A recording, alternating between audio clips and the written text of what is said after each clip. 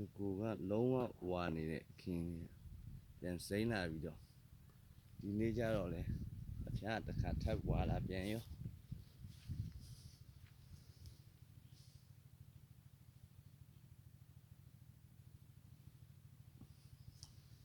ဒီနေ့တော့အားဆေးလေးဖြန်းမယ်လို့စိတ်ကူတာ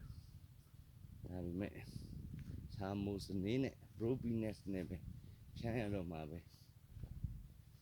ဒါကြောင့်ဝါတယ်မသိပေမဲ့ဒါလေးကကာကွယ်တယ်ပြောတော့ဖြန်းရမှာပဲ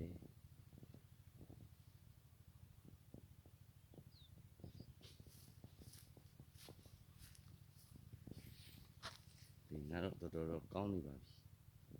ပြီထင်ရတာပဲ